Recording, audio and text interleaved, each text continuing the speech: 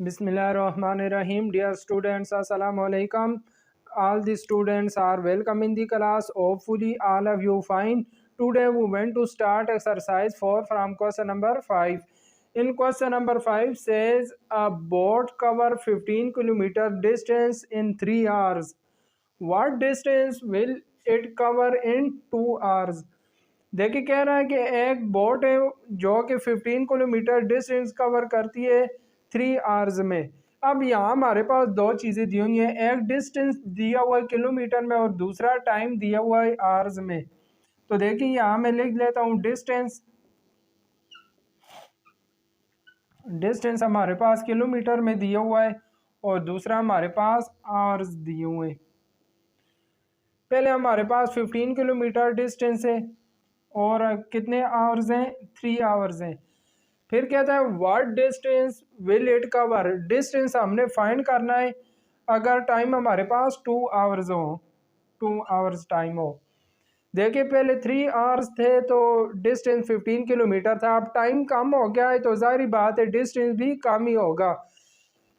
ये वाली टर्म भी डिक्रीज हो रही हो और ये भी डिक्रीज हो रही है, तो इन दोनों में जब दोनों टर्म डिक्रीज हो रही हो तो हमने पढ़ा है कि डायरेक्टली प्रोपोर्शन होता है, इनमें डायरेक्टली प्रोपोर्शन होगा। तो देखें इनको मैं लिख दूंगा 15/x इक्वल टू 3/2। अब मैं क्या करता हूँ, यहाँ से क्रॉस मल्टीप्लाई कर देता हूँ, 2 को 15 से मल्टीप्लाई कर दूंगा और x को 3 से मैं मल्टीप्लाई कर देता हूँ। तो देखें ये हमारे पास हो जाएगा 15 × 2 इक्वल टू x को 3 से मल्टीप्लाई करेंगे तो 3 × x हो जाएगा। अब हमने x की वैल्यू फाइंड करनी है, 3x के साथ मल्टीप्लाई हो रहा है, दूसरी साइड पे आके डिवाइड हो जाएगा। तो यहाँ से x की वैल्यू हमारे पास आ जाएगी, 2 को 15 से मल्टीप्लाई करेंगे तो 30 हो जाएगा और यह 3 जब दूसरी साइड पे आके डिवाइड हो जाएगा तो 3 को 30 पे डिवाइड करेंगे या दोनों को कैंसिल करेंगे तो x की वैल्यू हमारे पास 10 आ जाएगी। तो यह आ जाएगा x equal to 10 kilometre, x की वैल्यू आ जाएगी 10 किलोमीटर। नेक्स्ट है हमारे पास क्वेश्चन नंबर 6। क्वेश्चन नंबर 6 की मैं स्टेटमेंट पढ़ देता हूँ। क्वेश्चन नंबर 6 में कहता है 11 men can dig a 6 × 3/4 meter long trench in one day. How many men should be employed for digging a 27 meter long trench in one day? पहले देखें हमारे पास कितने मेंस दिए हुए हैं, 11 है और जितने मीटर वो काम करते हैं 6 × 3/4 मीटर काम करते हैं। फिर कहता है कि हम कितने मैन एम्प्लॉय करेंगे, मैंस की तादाद हमने फाइंड करनी अगर 27 मीटर हमने डिग करना हो।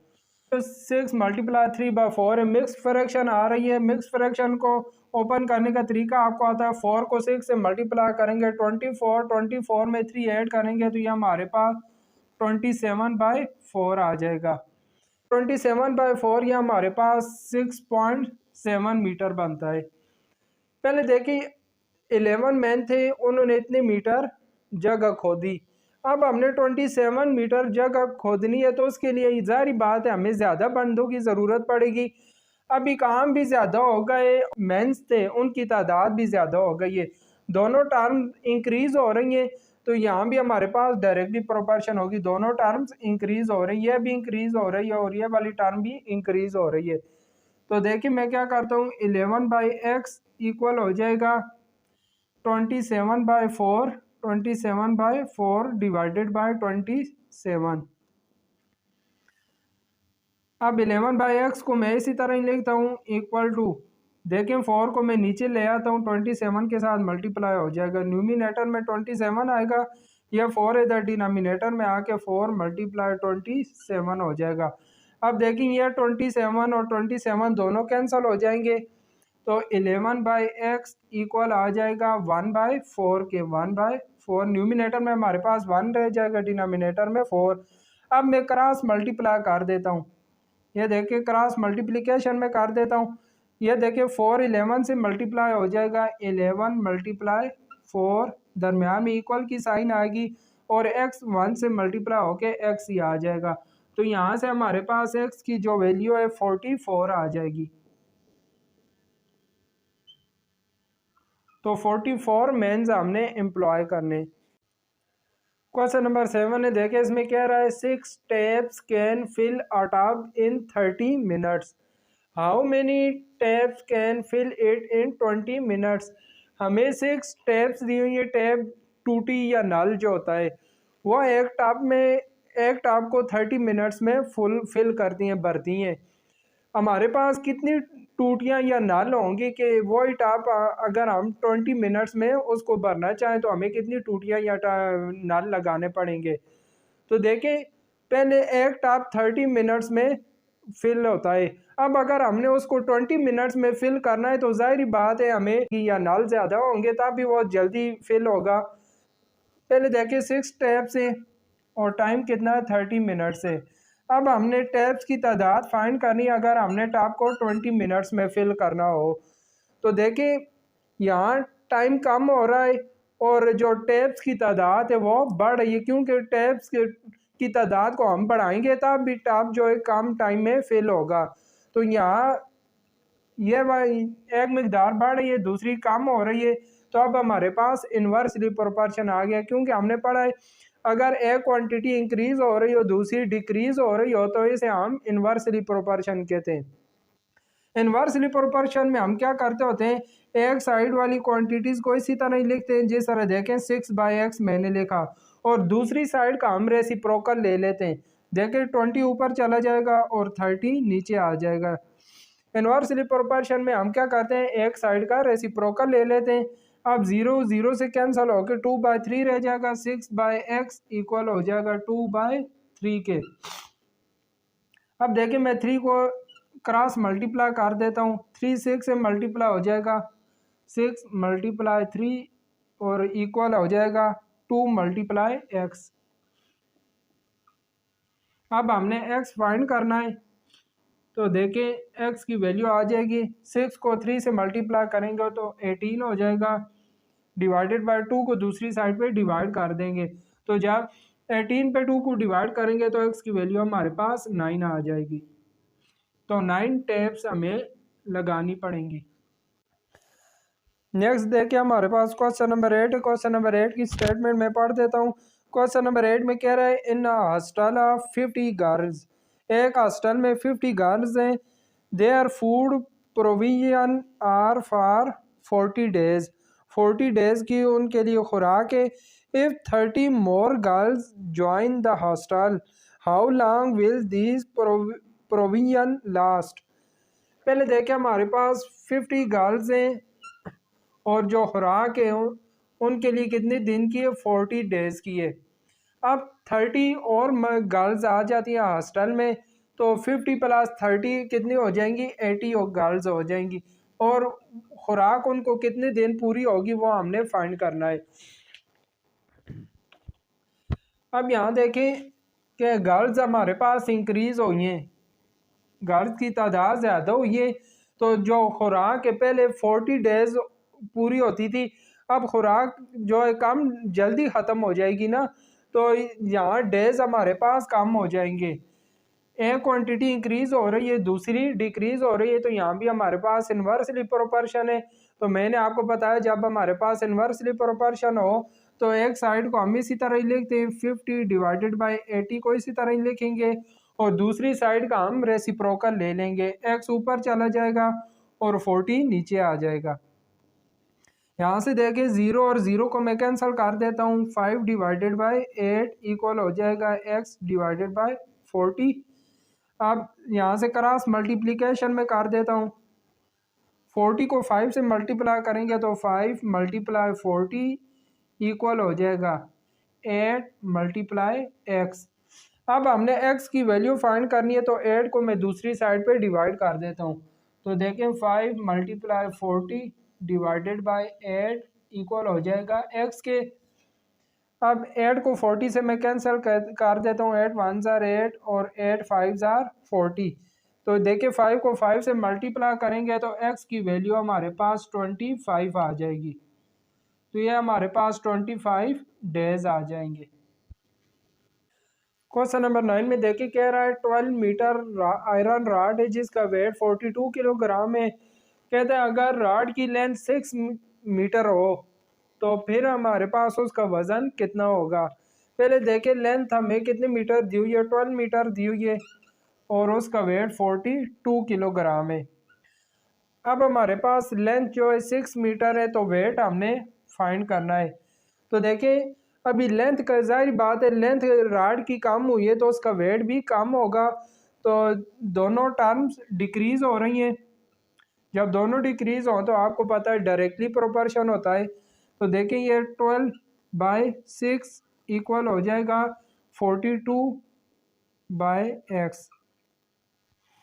अब मैं क्रॉस मल्टीप्लाई कर देता हूँ, x 12 से मल्टीप्लाई हो जाएगा, 12 multiply x equal to 6 multiply 42। अब हमने x की वैल्यू फाइंड करनी है तो 6 मल्टीप्लाई 42 डिवाइडेड बाय 12 इधर मल्टीप्लाई हो रहा है, दूसरी साइड पे डिवाइड हो जाएगा। अब मैं जो टर्म्स कैंसिल होती हैं उनको कैंसिल कर लेता हूँ। 6 1 ज़ार 6 और 6 2 ज़ार 12 होगा। 2 को मैं 42 से कैंसिल कर देता हूँ।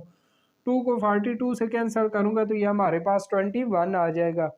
तो x की जो वैल्यू है वो हमारे पास 21 आ जाएगी। x इक्वल होगा 21 और किलोग्राम, ये हमारे पास वेट आ जाएगा। 6 मीटर राड का जो वेट है वो हमारे पास 21 किलोग्राम आ जाएगा। अब हमारे पास क्वेश्चन नंबर 10 है। क्वेश्चन नंबर 10 की मैं आपको स्टेटमेंट पढ़ देता हूँ। देखिए कह रहा है the price of a carpet measuring 12 feet wide, ये उसकी विड्थ आ गई है 12 फीट एंड 25 फीट लॉन्ग। तो इसकी जो प्राइस दी हुई है 2500 दी हुई है। What is the price of carpet measuring 50 feet long and 30 feet wide. तो हमने ये जो दूसरी कारपेट है इसकी प्राइस फाइंड करनी है। देखिए उसने हमें लेंथ और विड्थ दी हुई है कारपेट की। मैंने क्या किया है, इस कारपेट का जो एरिया है वो फाइंड कर दिया है। लेंथ मल्टीप्लाई विड्थ की है तो ये हमारे पास कारपेट का एरिया आ गया है 300 फीट आ जाएगा। इसी तरह जो दूसरी बड़ी कारपेट थी जिसकी लेंथ 50 फीट थी और उसकी विड्थ 30 फीट थी, इसका भी मैंने एरिया फाइंड कर लिया है। 50 मल्टीप्लाई 30 किया तो ये 1500 फीट आ गया इसका एरिया। अब देखें जिस कारपेट का एरिया हमारे पास 300 फीट आ रहा था, इसकी उसने हमें प्राइस बताई हुई है 2500। तो जो दूसरी कारपेट है जिसका एरिया 1500 आ रहा है, इसकी हमने प्राइस फाइंड करनी है। अभी देखें कारपेट बड़ी हो, उसका एरिया ज़्यादा हो गया है तो ज़ाहिर बात है उसकी प्राइस भी ज़्यादा होगी। तो दोनों टर्म्स हमारे पास इंक्रीज़ हो गई हैं तो यहाँ डायरेक्टली प्रोपोर्शन आ रहा है। तो आपको पता है जब हमारे पास डायरेक्टली प्रोपोर्शन हो तो हम रेसिप्रोकल नहीं लेते। तो ये हमारे पास 300 डिवाइडेड बाय 1500 इक्वल हो जाएगा 2500 डिवाइडेड बाय x। अब यहाँ से देखें ये 2 ज़ीरो और 2 ज़ीरो मैं कैंसिल कर देता हूँ। तो 3/15 3/15 इक्वल आ जाएगा 2500 डिवाइडेड बाय x। अब मैं क्रॉस मल्टीप्लाई कर देता हूँ। x को 3 से मल्टीप्लाई कर दूंगा तो 3 मल्टीप्लाई x इक्वल हो जाएगा 15 मल्टीप्लाई 2500। अब मैंने x की वैल्यू फाइंड करनी है। 3 मल्टीप्लाई हो रहा है, दूसरी साइड पे डिवाइड हो जाएगा तो x की वैल्यू आ जाएगी 15 मल्टीप्लाई 2500 डिवाइडेड बाय 3। अब 3 को मैं 15 से कैंसिल कर देता हूँ। 3 1 ज़ार 3 और 3 5 ज़ार 15।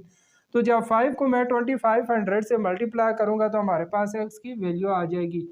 तो यहाँ से जो x की वैल्यू वो हमारे पास आ जाएगी 12,500 रुपीज़। ये देखिए 5 को 2500 से मल्टीप्लाई करें तो हमारे पास 12,500 रुपीज़ आ जाएगी बड़ी कारपेट की प्राइस। अब हमारे पास क्वेश्चन नंबर 11 है। क्वेश्चन नंबर 11 में कह रहा है 100 men working 8 hours a day can complete a job in 35 days. How many men should be employed to finish the job in 25 days if they work 10 hours a day? पहले देखें 100 men से 8 hours काम करते हैं और 35 days में वो complete करते हैं उस वर्क को। अब हमने मेंस की जो तादाद है वो फाइंड करनी है। अगर 10 आवर्स वो डेली वर्क करें اور 25 ڈیز میں انہوں نے اس کام کو کمپلیٹ کرنا ہے. تو ہم نے تعداد فائنڈ کرنی ہے. دیکھیں میں نے ان تینوں ٹرمز کے درمیان ریلیشن دیکھا تو اس ٹرم کے ساتھ ان دونوں کا ریلیشن انورسلی پروپورشن آ رہا تھا. اب دیکھیں آپ کو پتا ہے جب ہمارے پاس انورسلی پروپورشن ہو اس کو تو میں اسی طرح ہی لکھوں گا 100/x ایکول ٹو ان دونوں کا میں ریسیپروکل لے لوں گا. یہ 10 ڈیوائڈیڈ بائی 8 ہو جائے گی ملٹیپلائی 25 اوپر چلا جائے گا اور 35 نیچے آ جائے گا. اب دیکھیں یہاں سے جو ٹرمز آپس میں کینسل ہو سکتے ہیں ان کو میں کینسل کر دیتا ہوں. ان دونوں کو میں 5 کے ٹیبل سے کینسل کرتا ہوں. 5 5 are 25 اور 5 7 are 35. یہ دو بھی 2 کے ٹیبل سے کینسل ہو سکتی ہیں. 2 5 are 10 اور 2 4 are 8. تو 100 ڈیوائڈیڈ بائی ایکس ایکول ہو جائے گا. دیکھیں 5 کو 5 سے ملٹیپلائی کریں گے 25 ڈیوائڈیڈ بائی 4 کو 7 سے ملٹیپلائی کریں گے تو 28. اب میں کراس ملٹیپلیکیشن کر لیتا ہوں. 28 کو جب 100 سے ملٹیپلائی کریں گے تو یہ ہمارے پاس 2800 ہو جائے گا ایکول ٹو ایکس کو 25 سے ملٹیپلائی کریں گے تو یہ ایکس ملٹیپلائی 25 ہو جائے گا. اب ہم نے ایکس کی ویلیو فائنڈ کرنی ہے تو 25 کو میں دوسری سائڈ پہ ڈیوائڈ کر دوں گا. تو یہاں سے ایکس ایکول ہو جائے گا 2800 ڈیوائڈیڈ بائی 25. تو 2800 پہ جب ہم 25 کو ڈیوائڈ کرتے ہیں تو ایکس کی ویلیو ہمارے پاس آ جائے گی 112. تو جو مینز کی ہمارے پاس تعداد ہے وہ 112 آ جائے گی. اب دیکھیں ہمارے پاس کوسچن نمبر 12 ہے. کوسچن نمبر 12 کے ہمارے پاس 4 پارٹس ہیں. پہلے دیکھیں کہہ رہا ہے کہ if y directly proportion who x کے تو دیکھیں میں y ڈائریکٹلی پروپورشن لے لیتا ہوں x کے. اب آپ کو پتا ہے ڈائریکٹلی پروپورشن کی سائن کو ختم کر کے ہم کیا لگاتے ہوتے ہیں ایکول اور ساتھ کانسٹنٹ k لگا دیتے ہیں. یہ x اسی طرح ہی آئے گا. اب دیکھیں جو فرسٹ پارٹ ہے فرسٹ پارٹ میں کہہ رہا ہے کہ k کی ویلیو فائنڈ کری ہے. جو k آ رہا ہے اس کی ہم نے ویلیو فائنڈ کرنی ہے. اگر y کی ویلیو 9 ہو اور x کی ویلیو 6 ہو تو دیکھیں y اور x کی جگہ میں y اور x کی ویلیو لگا دیتا ہوں. تو یہ ہمارے پاس y ایکول ٹو kx آ رہا ہے. y کی ویلیو 9 دی ہوئی ہے k اسی طرح ہی آئے گا اور x کی ویلیو ہمیں 6 دی ہوئی ہے. اب k کی ویلیو فائنڈ کرنی ہے. یہ 6 k کے ساتھ ملٹیپلائی ہو رہا ہے دوسری سائڈ پہ ڈیوائڈ ہو جائے گا. تو ہمارے پاس k کی ویلیو آ جائے گی k ایکول آ جائے گا 9 ڈیوائڈیڈ بائی 6. اب ان دونوں ٹرمز کو میں 3 کے ٹیبل سے کینسل کر دیتا ہوں. 3 3 are 9 اور 3 2 are 6. تو k کی ویلیو ہمارے پاس آ گئی ہے 3/2. یہ ہمارے پاس k کی ویلیو فائنڈ ہو گئی ہے. اب سیکنڈ پارٹ میں کہتا ہے کہ ہم نے ایکویشن بنانی ہے equation expressing y in term of x. تو یہ ہمارے پاس ایکویشن آ رہی ہے y in term of x. یہاں میں کیا کرتا ہوں k کی جگہ k کی ویلیو لگا دیتا ہوں تو y ایکول آ جائے گا k کی ویلیو 3/2 آ رہی ہے اور ساتھ x آ جائے گا. تو یہ آ گئی ہے equation expressing y in term of x. Part 3 میں دیکھیں ہم نے کیا کرنا ہے. پارٹ 3 میں ہمیں یہ ٹیبل دیا ہوا ہے. اس ٹیبل کو ہم نے کمپلیٹ کرنا ہے. پہلے یہاں ویلیو 2 دی ہوئی ہے. x کی ویلیو 2 ہو تو y کی ویلیو 3 آتی ہے. پھر کہتا ہے کہ x کی ویلیو 6 ہو تو y کی ویلیو 9 آتی ہے. پھر ہم نے x کی ویلیو فائنڈ کرنی ہے اگر y کی ویلیو 15 آ رہی ہو اور اگر x کی ویلیو 14 ہو تو y کی ویلیو ہم نے فائنڈ کرنی ہے. اور لاسٹ میں 18 اور 27 دیے ہوئے. اب دیکھیں y کی ویلیو اگر 15 ہو تو x کی ویلیو ہم نے فائنڈ کرنی ہے. y کی ویلیو 15 ہمارے پاس کس وقت آئے گی جب x کی ویلیو یہاں ہمارے پاس اگر x کی ویلیو میں یہاں 10 لگاتا ہوں. دیکھیں اگر 10 لگاتا ہوں تو 2 اور 10 آپس میں کینسل ہو کے 5 رہ جائے گا. 5 3 سے ملٹیپلائی ہو کے y کی ویلیو ہمارے پاس 15 آ جائے گی. تو یہاں x کی ویلیو 10 کے لیے y کی ویلیو ہمارے پاس 15 آئے گی. اب اگر x کی ویلیو 14 ہو یہاں x کی جگہ دیکھیں میں 14 لگاتا ہوں تو 3/2 ملٹیپلائی 14 ہو جائے گا. 2 1s are 2 2 7s are 14 7 3s are ہمارے پاس y کی ویلیو 21 آ جائے گی. تو یہ ہمارے پاس ٹیبل کمپلیٹ ہو گیا ہے. اب ہم نے اس ٹیبل کو گراف پہ شو کرنا ہے. پارٹ 4 میں کہہ رہا ہے کہ اس ٹیبل کا گراف بنائیں. پہلے جب x کی ویلیو 2 ہے تو y کی ویلیو 3 آ رہی ہے. دیکھیں یہ ہمارے پاس x ایکسس ہے اور یہ والا y ایکسس ہے.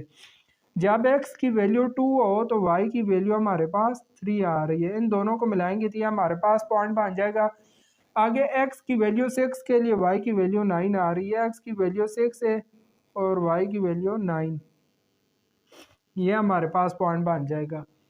آگے x کی ویلیو 10 کے لیے y کی ویلیو 15 آ رہی ہے. x کی ویلیو 10 ہے اور y کی ویلیو 15 یہ آ رہی ہے. ان دونوں کی سیدھ میں یہ ہمارے پاس ادھر پوائنٹ آ جائے گا.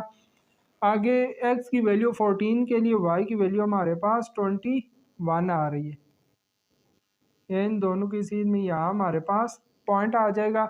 آگے 18 کے لیے x کی ویلیو جب 18 ہے، یہ دیکھیں 18 تو y کی ویلیو ہمارے پاس 27 آ رہی ہے. تو ان دونوں کی سیدھ میں یہ ہمارے پاس پوائنٹ آ جائے گا. اب ان پوائنٹس کو جب میں آپس میں ملاؤں گا، یہ دیکھیں ان پوائنٹس کو میں نے ملا دیا تو یہ ہمارے پاس ایک سٹریٹ لائن بن گئی. اور ویسے بھی آپ کو پتہ ہے کہ جب ہمارے پاس ڈائریکٹلی پروپورشن ہو تو ڈائریکٹلی پروپورشن کا میں نے آپ کو بتایا تھا کہ جو گراف ہوگا وہ ہمیشہ ہمارے پاس سٹریٹ لائن ہی ہوگی.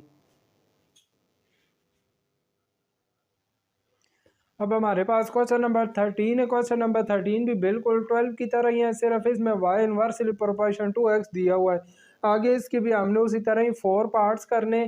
یہاں دیکھیں y انورسلی پروپورشن ہے x کے، تو یہ y انورسلی پروپورشن x آ گیا.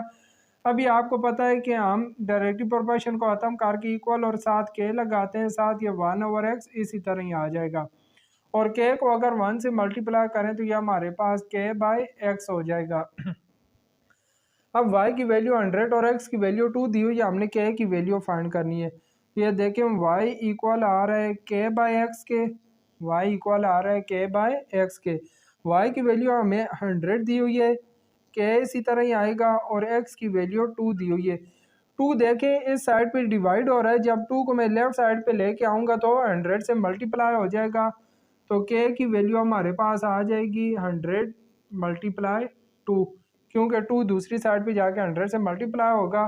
تو یہاں سے دیکھیں یہ ہمارے پاس k کی ویلیو 200 آ جائے گی. اب کہتا ہے کہ ایکویشن بنائیں expressing y in term of x. تو یہ ہمارے پاس y in term of x آ رہا ہے. یہاں k کی جگہ میں k کی ویلیو لگا دیتا ہوں تو y ایکول آ جائے گا 200 ڈیوائڈیڈ بائی x. اب دیکھیں پارٹ 3 ہے. پارٹ 3 میں ہمیں پہلے x کی ویلیو کہتا ہے جب 2 ہو x کی ویلیو 2. دیکھیں اگر ادھر x کی ویلیو 2 لگائیں تو 2 کو 200 پہ ڈیوائڈ کریں گے تو ہمارے پاس 100 آ جائے گا. پھر آگے کہتا ہے جب x کی ویلیو 4 ہو تو y کی ویلیو کیا آئے گی. ادھر اگر آپ x کی ویلیو 4 لگاتے ہیں تو دیکھیں یہ ہمارے پاس 200 ڈیوائڈیڈ بائی 4 ہو جائے گا. 4 اور 200 کو کینسل کریں گے تو ہمارے پاس y کی ویلیو 50 آ جائے گی. پھر کہتا ہے جب x کی ویلیو 8 ہو تو y کی ویلیو ہمارے پاس 25 آتی ہے اور y کی ویلیو 20 کس وقت آئے گی. تو دیکھیں اگر یہاں ادھر x کی ویلیو میں 10 لگا دیتا ہوں تو 10 200 سے کینسل ہو کے ہمارے پاس y کی ویلیو 20 آتی ہے. تو x کی ویلیو 10 کے لیے y کی ویلیو ہمارے پاس 20 آئے گی. اب ہم نے اس ٹیبل کا گراف بنانا ہے. پہلے دیکھیں جب x کی ویلیو 2 ہے، یہ x ایکسس ہے یہ y ایکسس. x کی ویلیو 2 کے لیے y کی ویلیو ہمارے پاس 100 آ رہی ہے. تو دیکھیں x کی ویلیو 2 کے لیے y کی ویلیو ہمارے پاس 100 آ رہی ہے، تو یہ ہمارے پاس پوائنٹ آ جائے گا. پھر آگے 4 کے لیے y کی ویلیو 50 آ رہی ہے، یہ 50 آ رہا ہے یہاں سے 4. x کی ویلیو 4 کے لیے y کی ویلیو 50 آ رہی ہے. پھر آگے x کی ویلیو 8 کے لیے y کی ویلیو 25 آ رہی ہے. تو دیکھیں یہاں 25 آئے گا، 20 اور 30 کے درمیان ادھر 25 ہوگا. تو 25 جب x کی ویلیو 8 ہے تو y کی ویلیو ہمارے پاس 20 ادھر پوائنٹ بن جائے گا. آگے x کی ویلیو 10 کے لیے y کی ویلیو 20 آ رہی ہے، تو یہ 20 ہے. x کی ویلیو 10 کے لیے y کی ویلیو 20 آ رہی ہے. اب ان پوائنٹس کو میں ملا دوں گا تو یہ ہمارے پاس انورسلی پروپورشن کا گراف بن جائے گا. تو یہ ہمارے پاس कर्व शेप आ गया ग्राफ। पहले भी मैंने आपको बताया हुआ है कि अगर हमारे पास इन्वर्सली प्रोपोर्शन हो तो उसका ग्राफ हमारे पास कर्व शेप बनता है। तो यह हमारा क्वेश्चन नंबर 13 भी कंप्लीट हो गया है। कोई एक्सरसाइज 4 के हमारे पास 13 क्वेश्चन कंप्लीट हो गए हैं। 13 क्वेश्चन के बाद आगे हमें एमसीक्यूज दिए हुए हैं। एमसीक्यूज में देखे जो पहले एमसीक्यूज है इसमें कह रहा है in which of the following situation two quantities are directly proportions. नीचे हमें इसने 3 सिचुएशन दी हुई हैं। पहली सिचुएशन में नंबर ऑफ मैन और नंबर ऑफ डेज हैं। देखें अगर मैन ज़्यादा होंगे तो जो वर्क है वो कम डेज में कवर होगा, मतलब एक मकदार बढ़ेगी। अगर मेंस बढ़ेंगे तो डेज कम हो जाएंगे। ये हमारे पास इन्वर्स प्रोपोर्शन है, जबकि इधर डायरेक्टली प्रोपोर्शन पूछ रहा है। पार्ट बी आ रहा है distance and time when the speed is constant. अगर देखें डिस्टेंस ज़्यादा हो तो टाइम ज़्यादा लगेगा, अगर डिस्टेंस कम हो तो टाइम भी कम लगेगा। देखें अगर डिस्टेंस बढ़ता है तो टाइम भी बढ़ता है, दोनों क्वांटिटीज़ इंक्रीज हो रही हैं। फिर अगर डिस्टेंस कम हो तो टाइम भी कम होता है, तो दोनों क्वांटिटी डिक्रीज हो रही हैं। तो जब एक मकदार बढ़े दूसरी बढ़े तो यह हमारे पास डायरेक्टली प्रोपोर्शन होता है। आगे सी पार्ट है, सी पार्ट में स्पीड और टाइम दिया हुआ है। देखिए अगर गाड़ी की स्पीड ज़्यादा होगी तो टाइम कम लगेगा, तो यहाँ भी इन्वर्सली प्रोपोर्शन आ जाता है, क्योंकि स्पीड ज़्यादा हो तो टाइम कम होता है। तो इसका जो आंसर होगा वो पार्ट बी होगा, जिसमें डिस्टेंस और टाइम आ रहे हैं। डिस्टेंस, क्योंकि अगर डिस्टेंस ज़्यादा होगा तो टाइम भी ज़्यादा लगेगा, क्योंकि वो कह रहा है कि स्पीड कांस्टेंट है। तो ये हमारे पास इसका आंसर पार्ट बी आ जाएगा। पार्ट एमसीक्यू नंबर 2 में कह रहा है which is graph of inversely proportion. Inversely proportion का इनमें से कौन सा ग्राफ होगा। तो देखिए यह जो स्ट्रेट लाइन है ये डायरेक्टली प्रोपोर्शन के लिए होती है, यह ग्राफ तो हमने पढ़ा ही नहीं है, जबकि इन्वर्सली प्रोपोर्शन के लिए हमने यह कर्व शेप ग्राफ पढ़ा है। तो इसका आंसर सी आ जाएगा। एमसीक्यूज नंबर 3 में कह रहा है कि ए की वैल्यू फाइंड करें कांस्टेंट।